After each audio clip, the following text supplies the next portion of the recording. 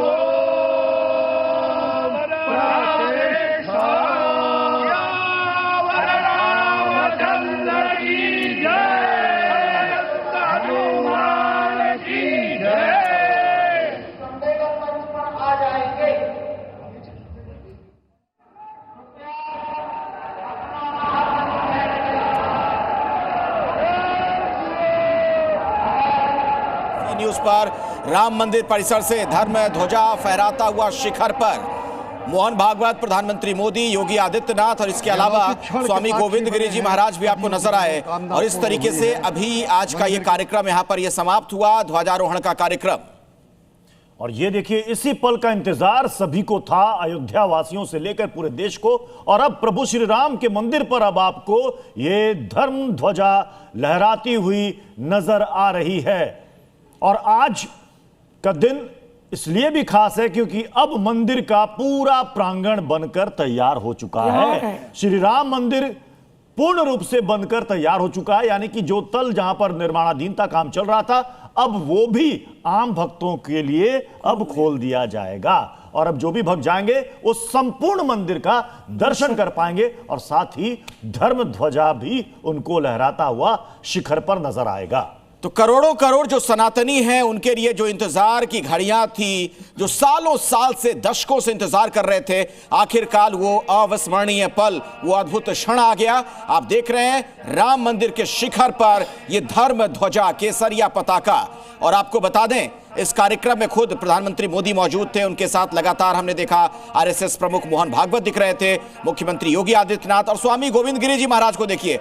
अगर प्रत्युष आपको याद हो, जब राम मंदिर में प्राण प्रतिष्ठा का कार्यक्रम हुआ था तो स्वामी गोविंद गिरी जी महाराज ने ही उपवास तुड़वाया था चम्मच से कुछ खिलाकर प्रधानमंत्री मोदी को, और आज भी नजर आए अभी वो। और ये देखिए, जैसे ही, और सबसे बड़ी बात कि ये जो तस्वीर आप ध्वजा के ध्वजारोहण की आपने देखी, मतलब अमूमन हम लोगों ने मंदिरों में देखा है कि कोई पुजारी ऊपर चढ़ता है और चढ़ करके पताका या ध्वज को बदलता है या फिर लगाता है। तो यहाँ सब कुछ जो हुआ वो बिल्कुल मुझे लग रहा है कि वो ऑटोमेटिक तरीके से हुआ, धीरे धीरे। और वो जो दृश्य था, जब तक वो नीचे से धर्म ध्वजा ऊपर जाकर शिखर पर जब तक जाकर स्थापित नहीं हुई, सबकी नजरें बिल्कुल उस पर टिकी हुई थी। और जब शिखर पर ये पहुंचा, कितनी खूबसूरत। ये परमहंस जी है क्या? परमहंस जी हैं शास्त्री जी?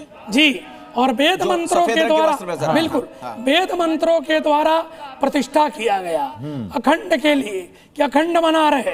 और साथ में अन्नपूर्णा को जो प्रणाम की है माननीय जी, कि अन्नपूर्णे सदा पूर्णे शंकर प्राण वल्लभे ज्ञान वैराग्यम सिद्ध्यर्थम भिक्षाम देहि च पार्वती। हे मां भगवती जगत जननी जगदम्बा, संसार के लोग सुखी रहे और सबका अन्न की प्राप्ति हो, धन की प्राप्ति हो, यश कीर्ति की प्राप्ति हो।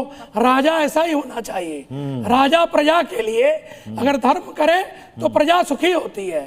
राजा राम का उदाहरण लिया गया है।